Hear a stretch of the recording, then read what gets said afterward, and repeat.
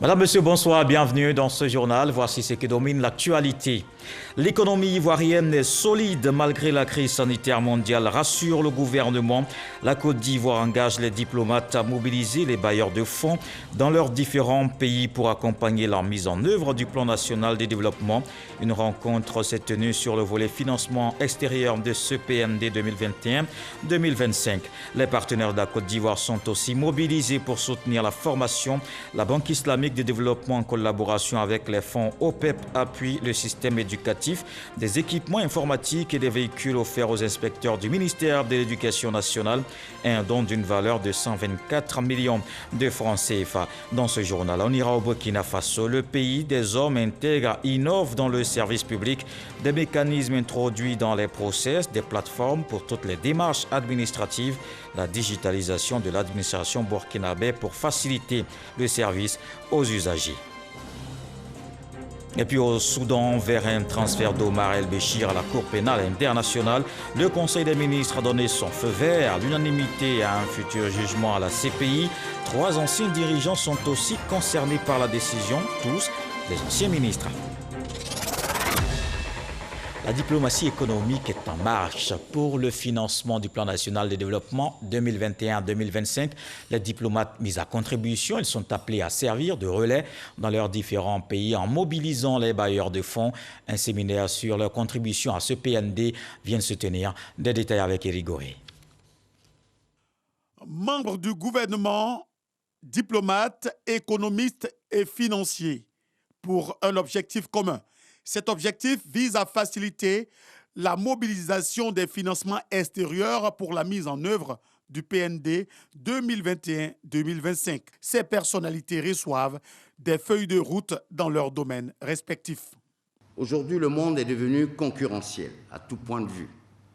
Et dans cette concurrence économique que se livrent les États, la promotion est un axe majeur dans la stratégie que nous engageons pour atteindre nos objectifs de développement.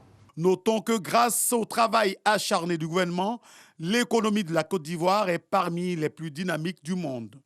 Malgré le contexte de la Covid-19, l'économie ivoirienne a démontré sa résilience avec un taux de croissance de 2% au moins, avec des bases qui sont donc demeurées solides. Les partenaires au développement réaffirment leur engagement à accompagner la Côte d'Ivoire dans cette stratégie globale de développement. Je voudrais confirmer l'engagement du groupe des partenaires au développement à accompagner l'organisation du prochain groupe consultatif pour le financement 2021-2025 si les modalités de sa préparation sont partagées dans les meilleurs délais. La ministre d'État, ministre des Affaires étrangères, salue cette implication des partenaires au développement et des diplomates, un apport considérable. La prise en compte de la diplomatie économique au nombre des priorités du gouvernement à l'issue du séminaire gouvernemental d'avril dernier et la participation, pour la toute première fois, du secteur privé sont une source de motivation supplémentaire pour le ministère d'État dans son engagement à mener à bien ce projet de mobilisation des financements extérieurs. Les résultats déjà enregistrés par nos ambassades et consulats en la matière traduisent leur capacité à relever ce défi. Le cadrage macroéconomique et budgétaire du PND 2021-2025 est de 59 000 milliards de francs CFA, dont 15 000 milliards pour le secteur public et plus de 40 000 milliards pour le secteur privé. On s'intéresse au développement économique de la région de San Pedro. Les premières journées économiques de la ville portuaire viennent de prendre fin. Un rendez-vous qui vise à créer les meilleures conditions pour un épanouissement du secteur privé local. On le voit avec Sam Conan. Quelle synergie entre l'administration publique et le secteur privé pour la valorisation du potentiel économique local. Tel est le thème de la première édition des journées dites Journées économiques de San Pedro, à l'initiative de la Chambre de commerce et d'industrie de Côte d'Ivoire. Il y a eu une forte mobilisation, les échanges ont été fructueux et nous avons noté que les acteurs du monde économique, surtout du secteur privé, ont beaucoup de préoccupations. À travers des conférences, des ateliers, des panels et des rencontres B2B, les potentialités économiques de la région de San Pedro ont été présentées et valorisées. Et les différentes préoccupations des acteurs du secteur privé ont été évoquées et prises en compte. D'ailleurs, le comité local de concertation État-secteur privé a été mis en place. À travers la mise en place de ces comités locaux, vraiment, ça va nous faciliter la bonne marche de nos activités à San Pedro. San Pedro marque un grand coup. Alors, avec ces échanges d'État-secteur privé, nous allons vraiment avancer avec l'État de Côte d'Ivoire. Ces journées économiques de San Pedro, je le pense, seront un cadre d'échange pour trouver des solutions aux défis qui s'offrent à nous pour atteindre cet idéal et créer un avenir meilleur pour l'accélération des innovations à fort impact à San Pedro à travers un secteur privé dynamique. Un livre blanc contenant les différentes préoccupations du secteur privé de San Pedro, deuxième ville économique du pays, a été remis au terme de ces journées économiques de San Pedro. Au niveau du système éducatif, la ministre de l'Éducation nationale renforce les capacités opérationnelles des inspecteurs. Mariatou Kone remet des équipements composés de matériel informatique et de véhicules, une dotation d'une valeur de 124 millions de francs CFA. C'est un don de la Banque islamique de développement en collaboration avec les fonds OPEP pour le développement international. Walter Amadou Ouattara.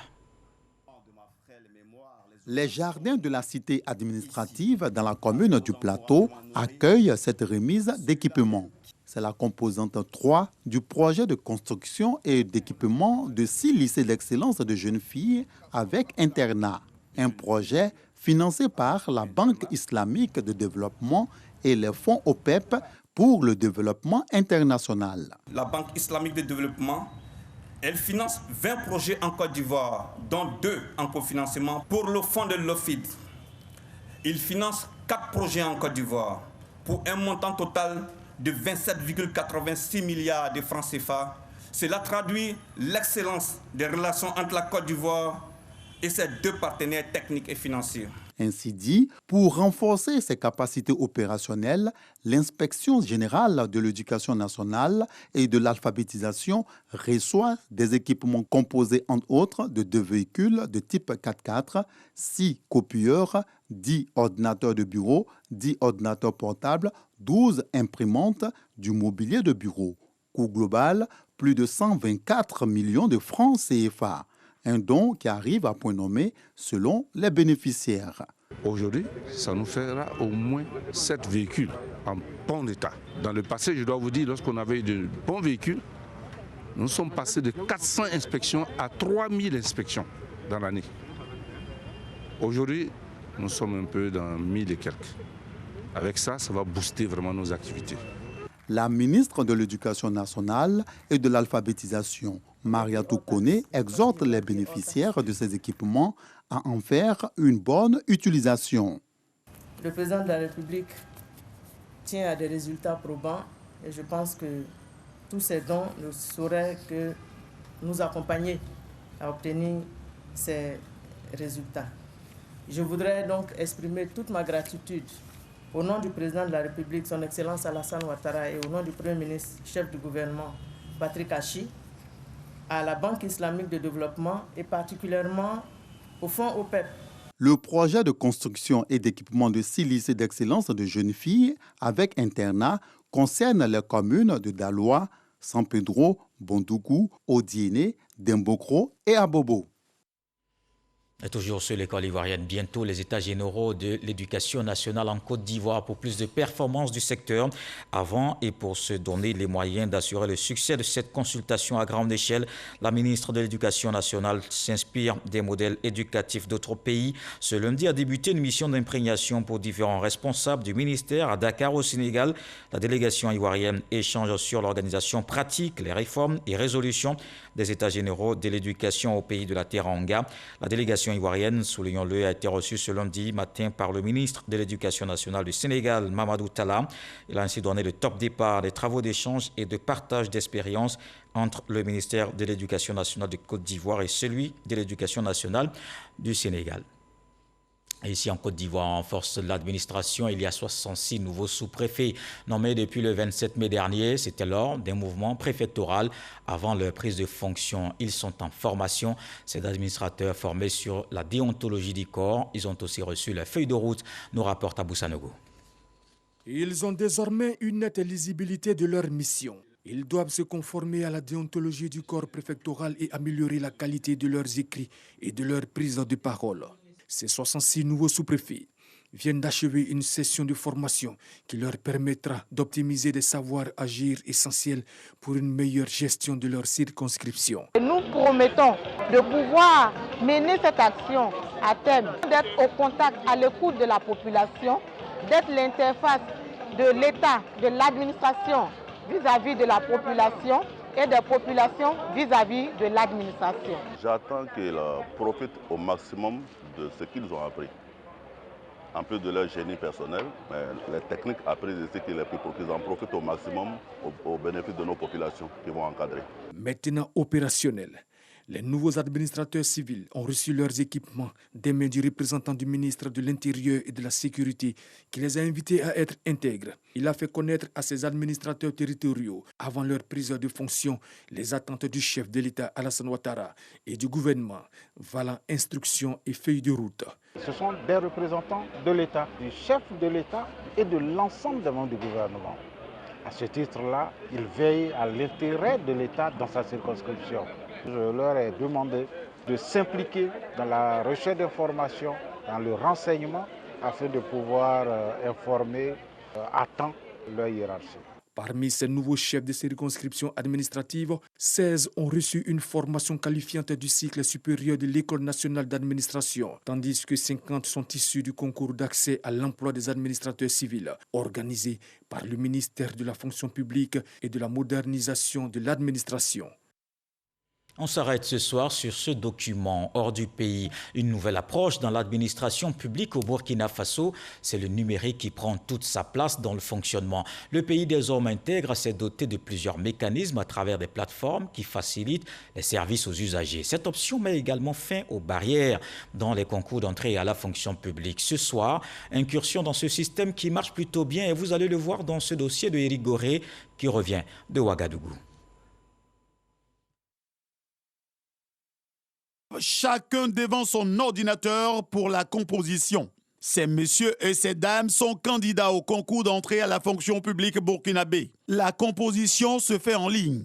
Des questions s'affichent sur l'écran de l'ordinateur et les candidats donnent les réponses. Ils affrontent les épreuves de culture générale et de spécialité. Tout est mis en œuvre pour choisir le plus méritant. La journée d'hier, nous avons 14 concours qui ont été administrés en ligne. Donc ça, c'est ce qui est tout de suite visible en fait, en termes de résultats. La composition va durer seulement que 2 heures. Au terme, chaque candidat aura sa note. Le candidat qui compose doit choisir parmi les QCM et une fois que vous composez, automatiquement il y a un matching qui est fait avec les réponses types. Donc, de sorte à ce que si vous cliquez sur la dernière question, automatiquement, vous avez votre note que vous pouvez regarder. Après avoir affronté les épreuves, des candidats se prononcent. Certains sont satisfaits de leur note et d'autres pas. Je trouve ça très transparent.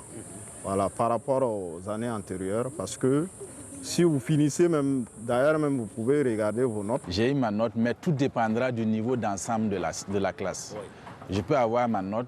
Je peux estimer que la note n'est pas bonne, mais si le niveau d'ensemble de la classe aussi est ça, je me dis que peut-être Dieu aidant et avec les mains de nos ancêtres, je me dis que ça va aller. J'ai eu ma note, mais bon, c'est pas la note que j'espérais. Je retourne un peu dessus, oui, un peu dessus quand même, parce que j'espérais mieux.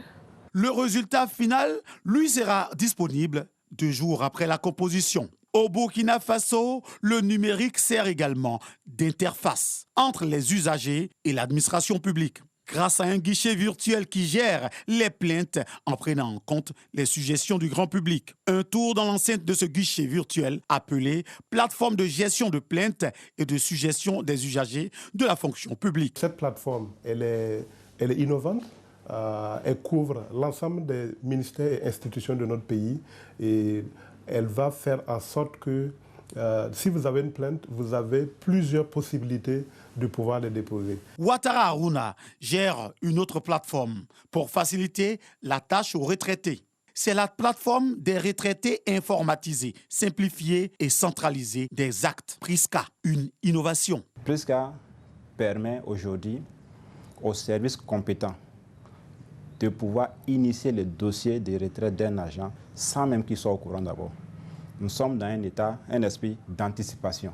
C'est-à-dire qu'à travers Prisca, nous avons une anticipation sur 2 ans. Tout agent susceptible d'aller à la retraite dans 2 ans, d'aujourd'hui jusqu'à 2 ans, on commence à créer les dossiers de retraite dans Prisca. Et on commence à y mettre toutes les pièces exigées pour le départ à la retraite. Grâce à plusieurs compétences burkinabées, la diaspora burkinabé accompagnée des compétences locales qui entourent le ministre de la fonction publique. Nous a plu à partir de ce moment-là de faire recours à l'expertise burkinabé. L'expertise burkinabé partout où elle se trouve. Donc, j'ai donc dû rechercher des Burkinabés, soit par le biais de certains camarades qui vivent à l'étranger ou qui sont à Ouagadougou. C'est ainsi que j'ai mis la main sur des experts en informatique. Aujourd'hui, on les retrouve un peu partout, ceux de la France, en Russie, en Belgique, en Côte d'Ivoire, aux États-Unis, à Google, à Microsoft, à Software. Donc, l'idée, c'est de faire recours à ces expertises-là et puis arriver à trouver un vrai mixage avec les techniciens locaux. Donc, moi-même, ai servi de vecteur de transmission entre ces différents jeunes en leur parlant le langage qu'ils peuvent écouter et comprendre, en leur faisant comprendre que pour que nous réussissons la transformation digitale, il faut certainement une expérience externe, mais il faut aussi une expérience locale. Le numérique au cœur de l'administration burkinabé, un exemple qui inspire, une approche innovante qui facilite la vie.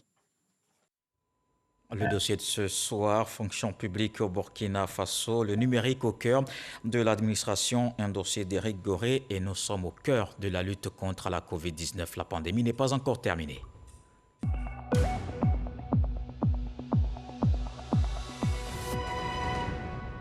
Le ministère de la Santé, de l'Hygiène publique et de la couverture maladie universelle a enregistré ce lundi 11 nouveaux cas de Covid-19, 11 guéris et 1 décès. La Côte d'Ivoire compte donc 48 203 cas confirmés, dont 47 784 personnes guéries, 313 décès et 106 cas actifs.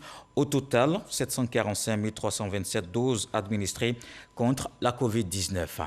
Et la Côte d'Ivoire est aussi engagée dans la lutte contre le changement climatique. Le pays bénéficie du soutien du Programme des Nations Unies pour le développement, un appui technique et financier. Il permet la mise en place d'un système d'alerte précoce. Grâce Kando.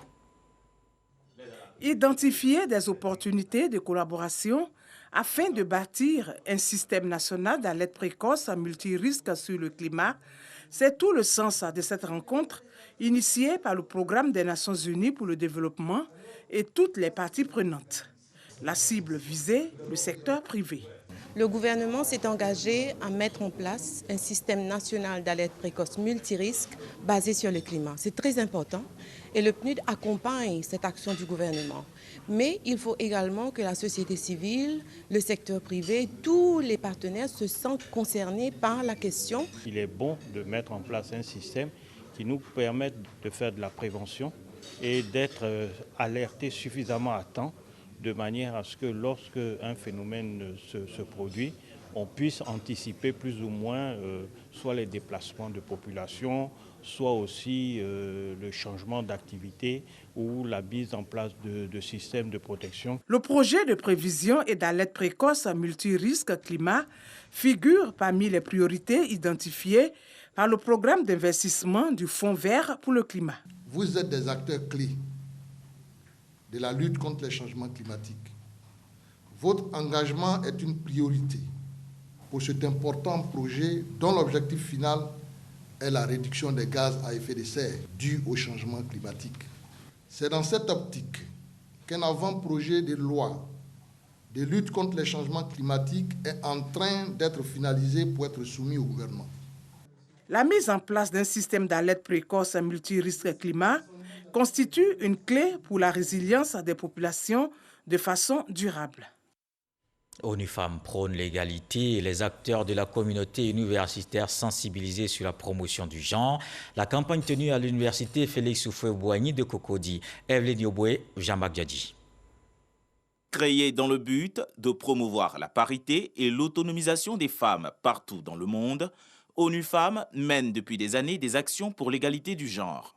Malgré ces efforts, la parité entre les femmes et les hommes reste faible. Cette année, ONU Femmes s'est donc engagée à sensibiliser tous les acteurs de la communauté universitaire. Objectif, jouer leur partition pour que l'égalité entre les genres devienne une réalité. L'université Félix Houphouët-Boigny vient d'ouvrir ses portes pour la lutte contre l'inégalité. Le taux de participation, leur présence et leur enthousiasme nous ont vraiment encouragés et nous pouvons voir qu'ils sont très engagés sur cette question. La ministre de la Femme, de la Famille et de l'Enfant, Nasseniba Touré, et le ministre de l'Enseignement supérieur et de la Recherche scientifique, Adama Diawara, encouragent ONU Femmes dans cette lutte. Notre département ministériel porte une attention particulière à l'ensemble de ces questions, notamment celle des violences basées sur le genre. Pour adresser de manière globale et inclusive cette problématique, je m'engage pour la campagne de l'égalité des hommes et des femmes. Le choix des universités pour mener cette campagne est pertinent car ces structures constituent le creuset des leaders de demain.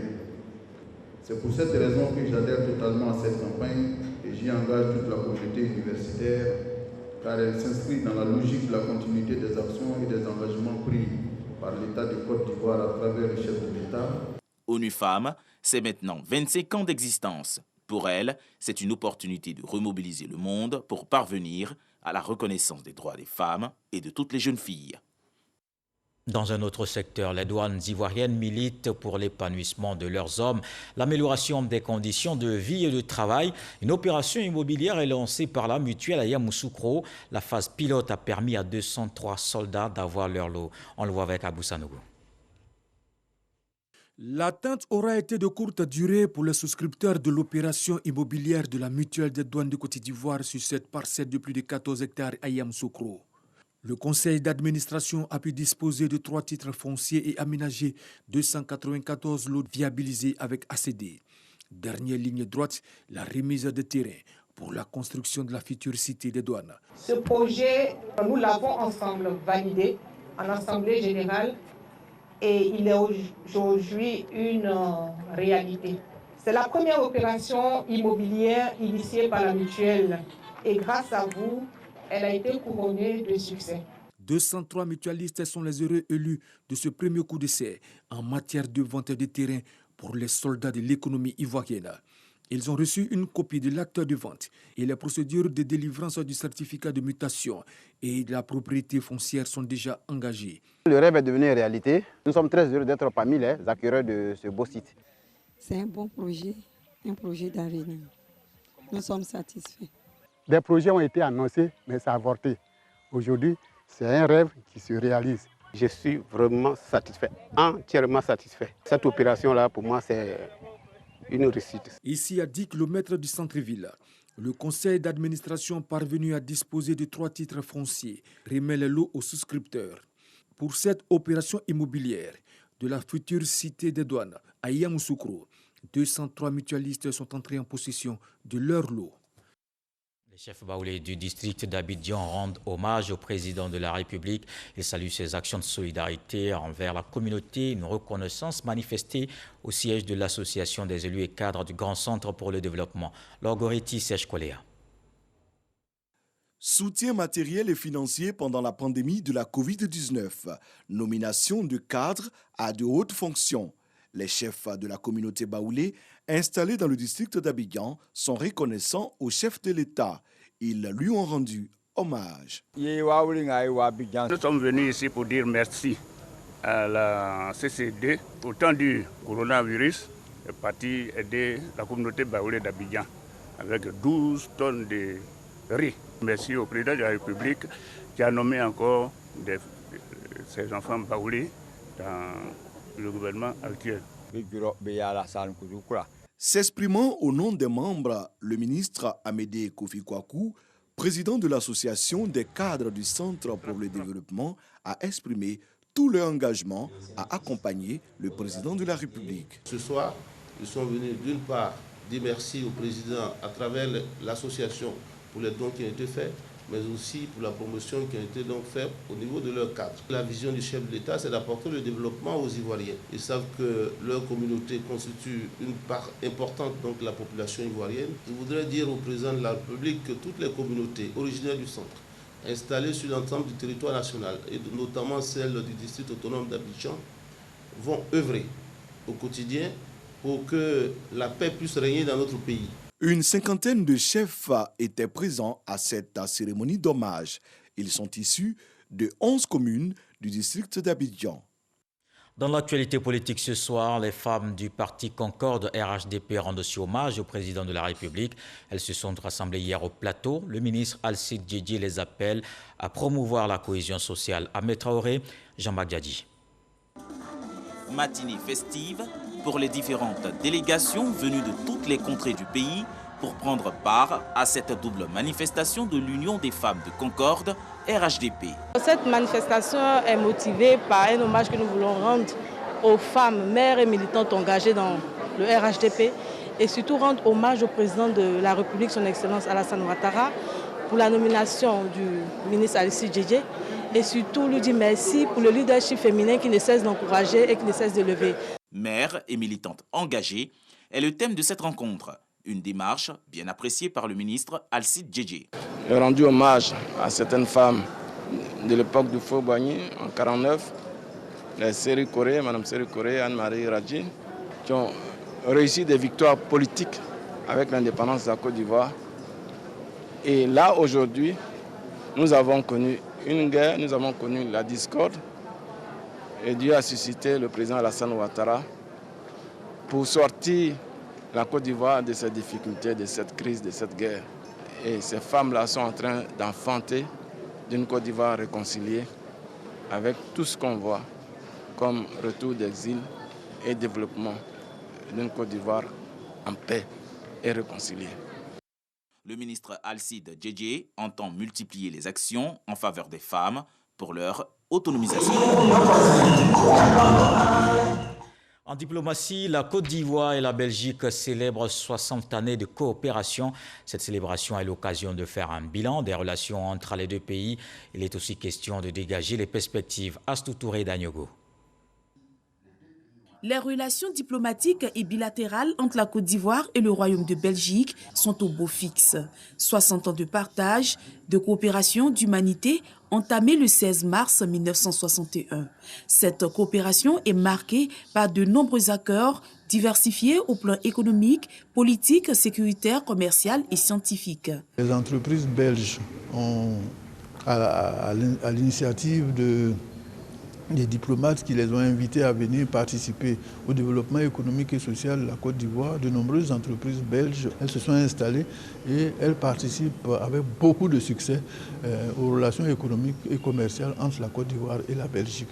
Je puis assurer que le volume des échanges commerciaux entre la Belgique et la Côte d'Ivoire se chiffre à environ 500 milliards de francs CFA. Les deux pays sont unanimes. Les relations doivent se poursuivre. Pour cela, Kondia Kamara, ministre d'État, ministre des Affaires étrangères, de l'intégration africaine et de la diaspora, et son homologue de la Belgique sont engagés dans une nouvelle dynamique de relance et d'intensification des coopérations.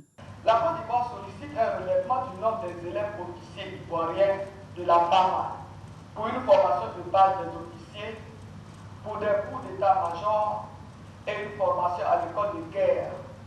De même que pour des cours supérieurs d'intendance et pour des cours de droit des conflits à l'école royale militaire de Belgique. La Côte d'Ivoire sollicite un renforcement de la capacité opérationnelle des forces de l'ordre dans le domaine de l'équipement militaire. Les années à venir seront riches sur le plan bilatéral avec l'approfondissement de nos différents partenariats. Sur le plan multilatéral également, nos deux pays pourront compter l'un sur l'autre pour faire avancer les causes qui leur tiennent à cœur. Témoignages et anecdotes au centre de ce colloque virtuel Covid-19 oblige, mais convivial et riche en perspectives. Pour rappel, depuis 2016, plus de 5000 Ivoiriens vivent en Belgique. Les 60 ans de coopération entre la Côte d'Ivoire et la Belgique seront marqués par des festivités en Côte d'Ivoire et en Belgique. Dans le reste de l'actualité au Soudan, vers un transfert d'Omar El-Béchir à la Cour pénale internationale, le Conseil des ministres a donné son feu vert à l'unanimité à un futur jugement à la CPI. Cette annonce survient quelques semaines après la visite historique de la procureure Fatou Bensouda au Darfour. 3 anciens dirigeants sont aussi concernés, tous des anciens ministres. Il ne s'agit pas encore d'un ordre de transfert des suspects, indique le gouvernement. Rappelons que l'ancien président Omar El-Béchir a déjà été jugé, condamné et emprisonné pour des affaires de corruption. Voilà qui met un terme à ce journal. Merci de l'avoir suivi. Retour de l'actualité 23h avec Marine Cognan. Ce soir, le sage nous apprend que celui qui ne peut que prendre une fourmi, mais s'acharne sur un éléphant, ne peut que se perdre. Dieu le voulant, on se retrouve demain.